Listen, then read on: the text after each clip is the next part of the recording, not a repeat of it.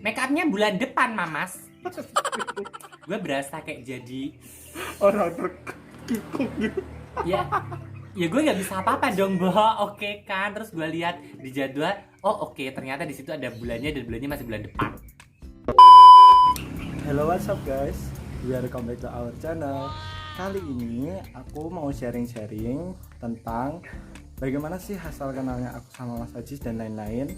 Tapi sebelum kalian nonton video ini, jangan lupa like, komen, dan subscribe biar aku lebih semangat lagi buat videonya. Oke bang, banyak banget nih teman-teman di Instagram, di Facebook tanya, sebenarnya siapa sih Abdul Aziz? Terus kenapa sih sekarang temenan sama Abdul Aziz? Banyak banget kayak gitu. Jadi aku mau sharing sama MUA nih. Kenalin diri dulu dong bang. Oke, kenalin semuanya, saya Abdul Aziz, saya dari Blitar. Masih belum lama sih berkiprah di sini, masih sekitar 5-6 tahunan. Awalnya sih sebenarnya bukan sebagai makeup artis ataupun mungkin orang-orang lebih menyebutnya sebagai perias lah. Kalau sebutan untuk MUA itu mungkin aku lebih ya sama aja sih sebenarnya. Makeup artis itu MUA itu sebenarnya bukan ke orang yang makeupin artis kayak gitu, bukan. Makeup artis itu yang disebut artis di situ adalah pelaku seni, sebut aja seperti itu. Jadi awalnya saya tuh sebenarnya dulu lebih ke kayak salon hair treatment kayak gitu, terus akhirnya merambah ke dunia makeupan seperti itu, sampai akhirnya yang hair treatment dan salonnya itu lebih vakum sekarang daripada job vacancy yang seperti ini. Oke.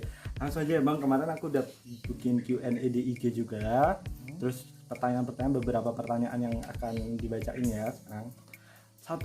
Pertama kali ketemu gimana ceritanya? Awalnya aku ketemu ini orang nih, siapa? Gibai ini tuh nggak sengaja sih sebenarnya. Aku punya teman, terus temenan sama Gibai, terus akhirnya kita saling kenal. Sebut saja berawal dari ketidaksengajaan yang akhirnya Berarti jadi tim lah. temenan karena teman. Yes, Ya. pernah sebut saja gitu. Oke. Kapan mulai terjun ke dunia makeup dan kenapa? Aku terjun ke dunia makeup itu, kalau dibilang terjun itu udah sekitar 8 tahun yang lalu. Terjun 8 tahun Ya, berarti sekarang umur? Sekarang umur 26 Berarti mau 26. mulai itu 17. Yes, sebenarnya dari zaman SMA itu udah mulai mainan makeup. Cuman aku belum prefer, maksudnya belum fokus banget buat terjun ke situ. Cuman kalau dibilang terjun, gue nyebutnya terjun itu mulai dari sekolah ya, mulai dari ambil paket kursus kayak gitu-gitu. Berarti kursus makeup. Yes. Oh, mulai terjunnya ambil kursus makeup itu dari Sekitar 6 tahun yang lalu, berarti dari sekarang 2014. Wow. Terus pertanyaan selanjutnya, setelah mengerti rasanya jadi MUA nih yang hits kan bang, banyak yang juga ngomongnya Abdul Aziz juga, banyak yang cari Abdul Aziz. Pernah nggak sih merasa nyesel dan apa alasannya jadi MUA? Yang namanya kerjaan tuh pasti ada resiko ya kak. Nggak cuman jadi MUA atau nggak cuman jadi perias aja sih, kalau soal kayak gitu. Kayak perasaan bosen, nyesel kayak gitu pasti pernah. Karena banyak hal sih, bisa jadi karena mungkin pas lagi low job kayak gitu ya, pas lagi kayak kita berada masa kritis. Yes, kayak masa kritis lah, sebut saja kritis kayak gitu. Kayak kadang tuh berasa kayak apa gue udahan aja ya, gue nyoba nyari job vacancy yang lain kayak gitu. Jadi kayak ada perasaan nggak optimis Ya gitu. namanya usaha pasti naik turun lah kayak gitu. Oh iya, sekarang gue coba tanya. Dari beberapa, lo udah kenal gue sekitar berapa sih? Satu tahun pas ini. Satu tahun pas ini. Lo kenal gue sekitar setahunan ini. Kira-kira gue tuh orangnya gimana sih? Coba. Jadi Bang Ajis tuh emang cerewet. Bang Ajis tuh emang kayak gimana ya? Dia itu sering ngomelin, sering apa-apa. Jadi kayak dia orangnya protektif banget. Jadi harus perfect kalau bisa. Kalau kita itu dituntut profesionalnya. Jadi dia harus, kalau kita bilang A ya harus konsisten dengan A, kalau B ya B gitu. Terus tapi orangnya baik. Kalau kita lagi dalam apa aja, kondisi di mana aja, dia apa adanya, nggak dia ada-ada. Itu yang aku suka. Oh wow. Sekarang aku tanya, menurut Kak Ajis bagaimana seorang Gibai di mata Kak Ajis? Lo itu apa ya kak? Lo itu lebih kayak dibilang kayak keras kepala sebenarnya. Apaan? sebenarnya keras kepala. Ini orang sebenarnya lembek ya. Lembek. Oke. Cuman dia tuh keras kepala. Jadi lembeknya tuh sebenarnya dia itu gini. Maksudnya dari kata lembek itu dia tuh gampang baper. Oke. Jadi tiba-tiba misal nih ya, ini masalah ya, dunia kerja kita lah gitu aja. Ini salah. Ini nggak gini. Ini nggak benar. Ini nggak benar dan ini dia udah kayak langsung down. Dia kayak down, yang abis itu dia kayak buat naikin boosternya lagi itu mesti butuh waktu sepersekian menit gitu. Nggak bisa langsung. Dia nggak bisa instan dan dia itu pelupa. Oke, gue pelupa guys. Terus tapi gimana bang kalau tentang maksudnya apakah aku itu gimana ngomong kasar, jahat atau gimana? Enggak sih, kalau kasar, kalau jahat sih enggak, biasa aja sih. Iya, itu relatif sih kalau menurut gua. Karena gua sendiri orangnya tuh juga mulutnya juga kasar, juga ngomongnya juga asal-asalan. Jadi kayak ya udah biasa aja. Sekasar-kasarnya lu ngomong sama gua masih kasaran gua ngomong sama orang lain, Bro. Oke. Cus. Astagfirullahaladzim. Oke, ini yang paling banyak bang kemarin. Ada bilang ini kejadian lucu pas kerja bareng dong kak. Apa kan kita sering live kemarin atau gimana itu tuh pada tanya. Kelihatannya kok seru banget ya, kejadian lucu apa yang pernah? Yang paling lucu ya kak ya. Oke, sekarang lo lihat gue ya. Oke, yes, ini kayak gini. Oke, lo lebih gue deketin. Ntar aku zoom ya wajahnya. Nah, sekarang lo bandingin sama orang sebelah gue, ya.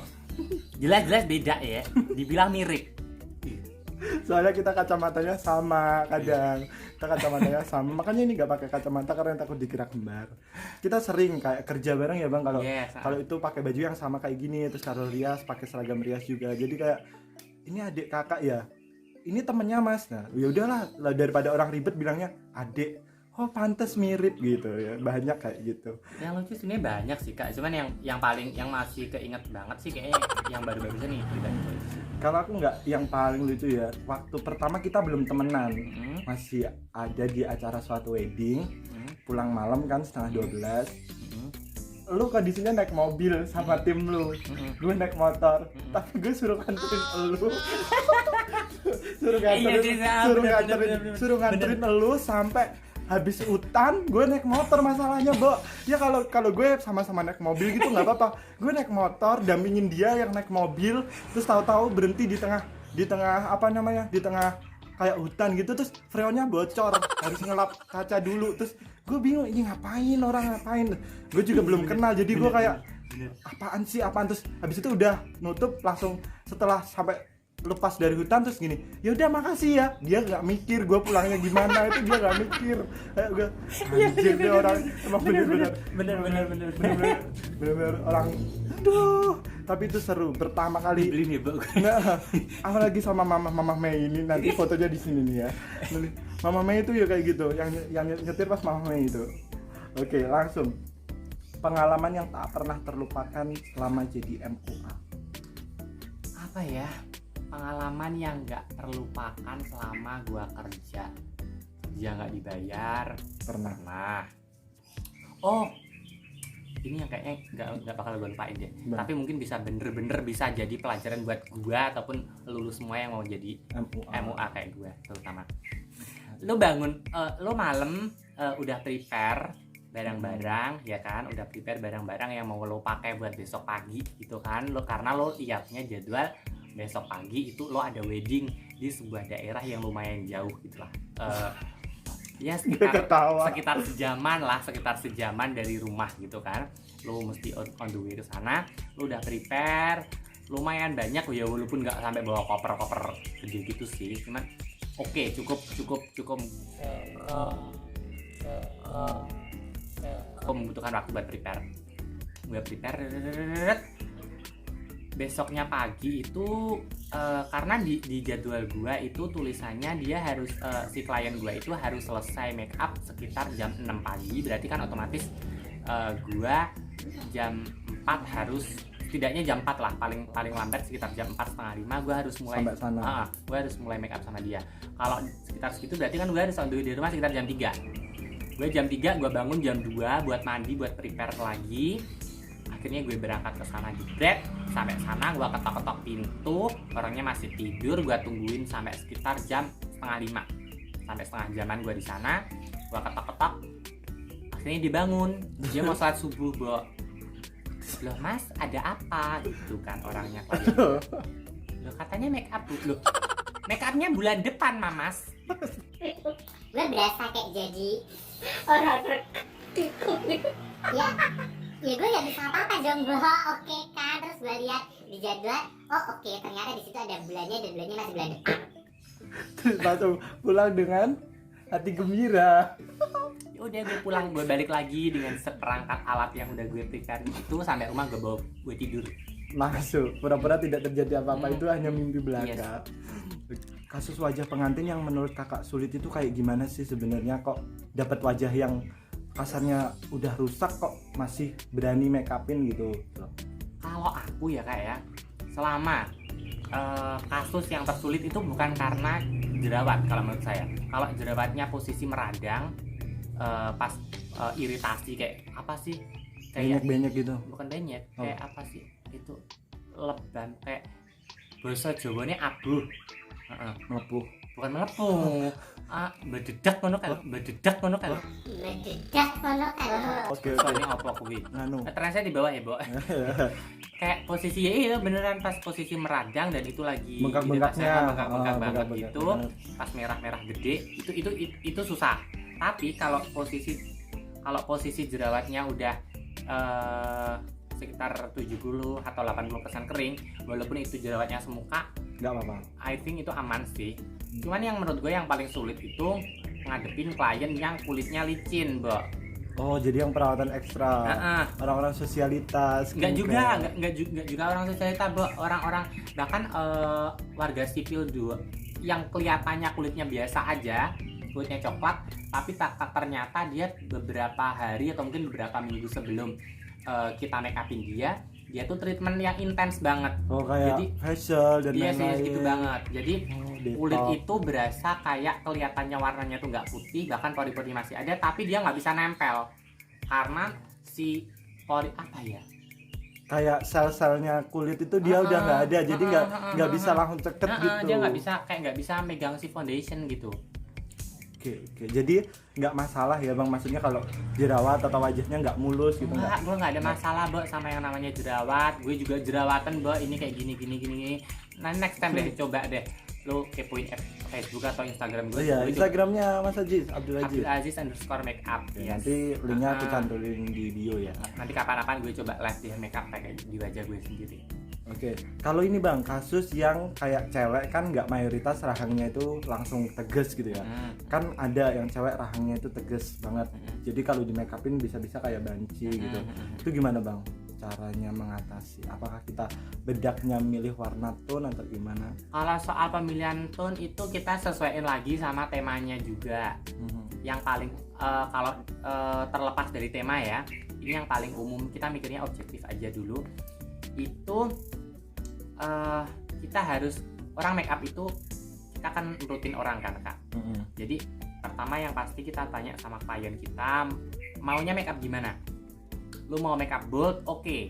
Lu mau make up soft, oke. Lu mau make up yang mini banget, oke. Nah kalau udah kayak gitu, walaupun kita sebagai MUA, kita sebagai periasnya, karakter makeupnya kita bold misalkan, dan ternyata si klien itu mintanya makeup yang soft, flawless gitu, otomatis kita harus meredam emosi egois kita. Jadi kayak kita menjadi orang lain gitu ya. Bener, nggak apa-apa sih Bo kalau gue kayak gitu. Makanya kalau lo lihat di Instagram gue itu ada banyak karakter makeup, bukan karakter kartun ya guys. Jadi kadang di sini ini orang ini makeupnya gimana sih? Di sini bold, di sini kayak flawless kayak gini banget. Terus yang di sini ini kok gini banget.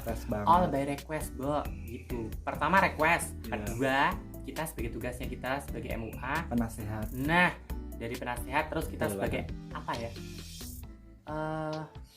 Kayak eksekutornya, ya, kita sebagai pelakunya, kita harus ngarahin yang tetap yang pasnya gimana gitu. Orang minta soft, tapi kalau ternyata memang itu nggak masuk sama sekali sama tema dan wajahnya dia dari wardrobe-nya juga gitu. Jadi otomatis kita sebagai MUA juga harus ngimbangin itu. Yes. Ilmu banyak banget guys, makanya dari awal aku kenal Mas Haji juga banyak sih yang kayak aku tuh kepo orang itu pertama gini, buset orang ini kalau ngomong istimewa, tar. Tapi yang aku bikin salutnya itu gini, jadi dia itu makeup itu nggak bikin aneh orang gitu. Pertama aku mau belajar tuh, makanya terus akhirnya aku kontak Mas Haji, terus kita belajar bareng. Oke lanjut yang nomor 8 Kak. Siapa YouTuber favorit atau beauty vlogger favorit kalian? Oke, gue dulu ya, Bo. Ini kalau yang di gue Indonesia hampir semua suka sih. Cuman yang paling gue suka terus ini dari luar negeri. Siapa? Ada 3 orang. Satu aja dong, yang paling favorit kan. Enggak, tiga ini keren, Bo. Siapa aja? Tiga ini keren. Pelan-pelan ngomongnya biar nanti gampang nyari. Tati. Nah, yang kedua itu Jeffree Star. Jeffree Star betul. Nah, yang ketiga itu James Charles. Belum pernah tahu. James Charles. 3 orang ini dia punya karakter makeup yang keren abis menurut gua. Kalau lu pas pengen make upin yang kayak ke arah yang makeup wanita baik-baik kayak gitu doang ya, Bo. Ada wanita jahat-jahat, Bo. Kok serem. Itu kalau lo pengen lihat makeup yang kategori normal lah, maksudnya ukuran normal, wajar. Makeup wajar kayak gitu, lo bisa tontonin punya Tati. Di situ ilmunya banyak banget, dia nge-review produk juga banyak banget mulai dari yang receh sampai yang harga high banget. Oke. Kalau James Charles ini dia tuh masih muda, cowok, tapi dia suka make up dan dia lebih kepada kayak apa ya, bukan transgender, apa sih bahasanya, model cowok yang dari makeup androgyny style. Dan dia suka banget mainin warna. Jadi biru, biru, pink, ungu gitu. Asik banget. Dan dia nggak pantas plastik selaras gitu ya. Kalau si Jeffree Star itu dia karakternya kuat banget. Dia itu orangnya, dia memang transgender ya kan, Bo. Tapi dia nggak pernah lari dari stylenya makeup dia. Walaupun hari ini mungkin di tutorialnya dia kayak warnanya hitam, terus habis itu besoknya itu jadi merah, itu besoknya itu jadi hijau gitu. Tapi looknya sama. Sama. Jadi dia udah punya style sendiri gitu. Oke. Kalau Indonesia gue lebih suka sama Suhail Salim, Bro. Suhail Salim keren juga ya. Kayak basah. Kalau Suhail Salim itu gue bukan ngelihat dari review makeupnya dia, tapi skincare. Anjir. Gue suka nyoba banget skincare itu gara-gara keracunan sama si Mbak Suhail itu. Anjir. Kalau Mbak Tasya ya biasa sih. Kalau aku, siapa, Bro? Gue kalau YouTuber ya. YouTuber tuh kalau menurut gua yang menginspirasi tuh Indira Karista. Oke. Itu gak tau gue. Itu receh, Bro. Iya. Gue terinspirasi aja kayak soalnya kayak dia itu kayak ya udah dia apa adanya. Kalau nggak gitu Rachel Goddard.